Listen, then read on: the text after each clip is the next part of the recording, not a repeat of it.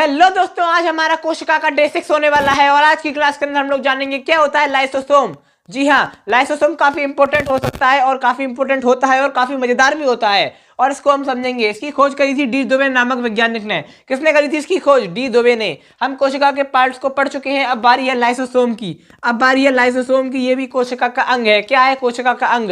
क्या कार्य है इसका? तो ये कोशिका का पाचन करता है। क्या करता है? पाचन। जैसे कि माइटोकॉन्ड्रिया, इसका काम क्या है? ऊर्जा बनाना। क्या करना? ऊर्जा बनाना। अब माइटोकॉन्ड्रिया कहेगा हम काम नहीं कर रहे, हम नहीं बना रहे ऊर्जा। लाइसोसोम कहेगा क्यों नहीं बना रहे? माइटोकॉन्ड्रिया कहेगा हमारा मन नहीं है, हम नहीं बना रहे।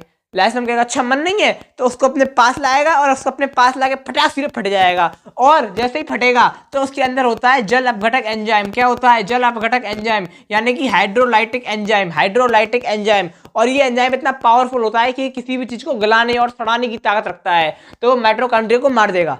मतलब माइटोकॉन्ड्रिया काम नहीं करेगा तो उसको मार देगा। अगर गाल्जी बॉडी ने कहा हम नहीं कर रहे परिवहन, बताओ क्या करोगे? उसको आएगा अच्छा परिवहन नहीं करेगा, अपने पास बुलाएगा और फटाक से फट जाएगा और क्या छोड़ देगा उसके अंदर? Hydrolytic enzyme. Hydrolytic enzyme. और जैसे ये छोड़ेगा गाल्जी बॉडी खत्म। और मान लो कभी कभी क्या होता है, कोशिका के सारे अंग होते हैं वो कहते हैं हम नहीं कर रहे काम, जाओ हम भी नहीं कर रहे, हम भी नहीं कर रहे, हम भी नहीं कर रहे। सब ने कर दी मने।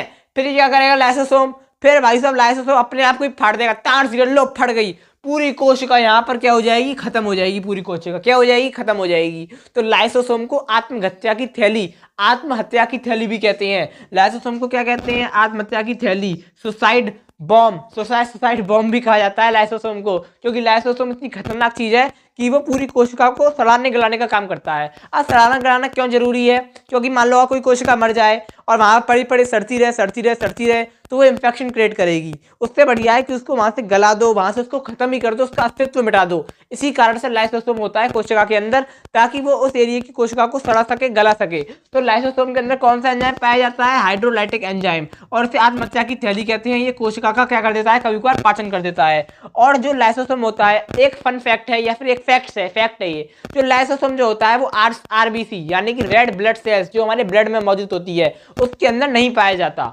मतलब आरबीसी का जीवन काल जो होता है, यानी कि रेड ब्लड सेल्स जो होती है हमारे शरीर में, उनका जीवन काल 120 दिन का होता है। 120 दिन बाद वो ऑटोमेटिक खराब हो जाती है, सड़ जाती है। तो वो 120 दिन बाद खराब हो जाती है। अब उसे कोई उठाने वाला तो चाहिए। अब उसके अंदर लाइसोसोम तो होता नहीं है, तो उसे सड़ाएगा कौन? तो इसलिए आरबीसी जो होती है वो हमारी पीला यानी कि तिल्ली, यानी कि क्या कहते हैं उससे, एस्पिलीन में जाके जमा हो जाती है। हमारी एस्पिलीन में जाके जमा हो जाती है, क्योंकि उसके अंदर लाइसोसोम नहीं होता। तो हमने अभी तक क्या पढ़ा? हमने अभी तक ये पढ़ा कि लाइसोसोम की खोज करी डी दोवे ने। किसने करी? डी दोवे ने। इसके अंदर क्या पाया जाता है? इसके अंदर जल अपघटक एंजाइम पाया जाता है। क्या पाया जाता है? जल अपघटक एंजाइम पाया जाता है।